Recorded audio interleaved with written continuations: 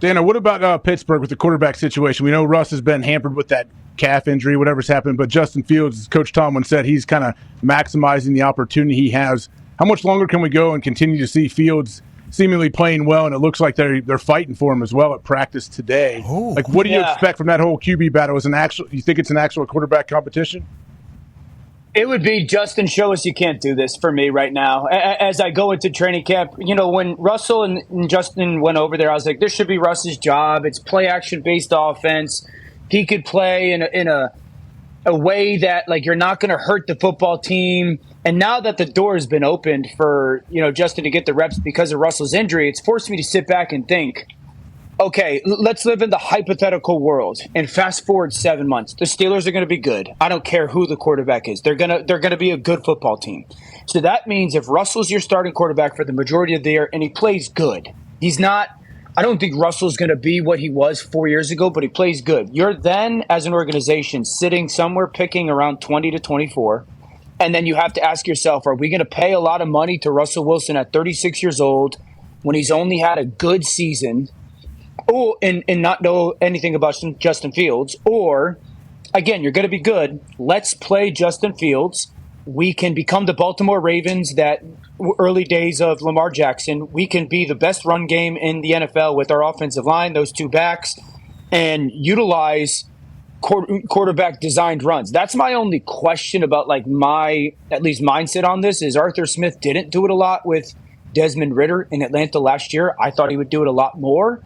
If Arthur Smith is willing and capable of doing that, I would play Justin Fields and sit there and go, we're just going to try to emulate what the Baltimore Ravens were early on with Lamar, and they'll be really good. And then they have to make the decision of, all right, we were really good on offense, specifically running the football. Justin was plenty good enough throwing the ball. I feel like sometimes we talk about Justin Fields like it's like Tommy Frazier of Nebraska, like couldn't throw type of thing. Jeez. And then, like, Tommy. well, then we make a decision. Do we pay the 26-year-old? With the Justin Fields convo in the Baltimore Ravens and Tommy Frazier, I guess, but the Baltimore Ravens, they did go all in and they changed up their personnel and they brought in Ricard, who won like 280 pounds at fullback, and then obviously the multiple tight ends, and then they had issues obviously with wide receivers who were talented who want to get out of there. They got George Pickens over there right now. But it would be two different offenses with Justin Fields from what it sounds like than with Russell Wilson, right? It would be two. I mean, I don't think. Just because you have an offense that is built around designed quarterback run doesn't mean that a great majority of your playbook doesn't carry over to other athletes. Now, you would get rid of that with Russell. Like, you wouldn't be utilizing that, and you would have to adjust your offense. But that's more of adjusting your play calling rather than adjusting the playbook. And I just...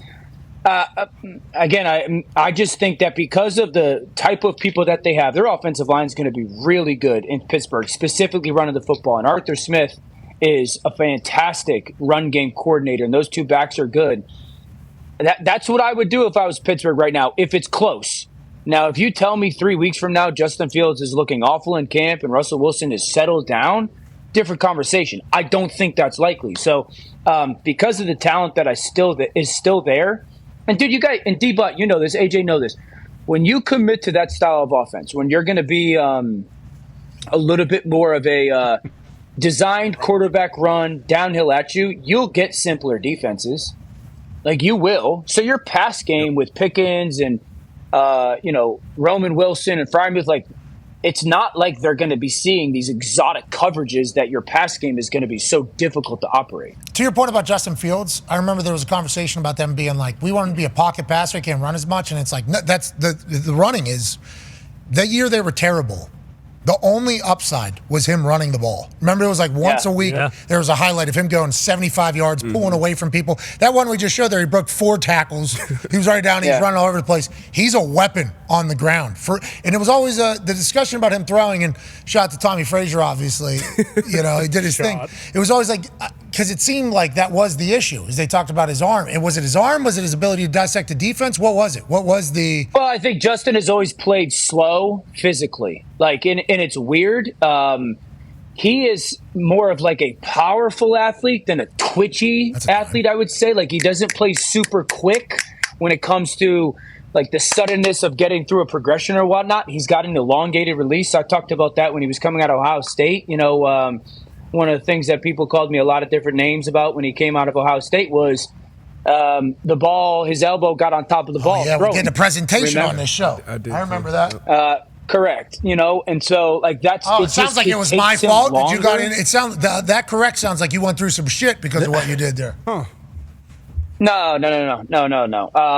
And so like that's the thing that holds him back. And when they were doing a report the other day, it was like, well, he still is just okay with the simple stuff. Yeah, that's just who he is. Like I just think you're not asking him. Like Purdy is unbelievable with that. That I got to make 5 decisions in a fraction of a second and get to a different guy, and it's got to happen quick. That's not who Justin is. But throwing the ball downfield, that's what he's always done really well at, and I think that's a good marriage scheme-wise. Okay, I'm excited to watch it all happen. I think Tone Diggs and the Yinzers would be incredibly pumped about it as well.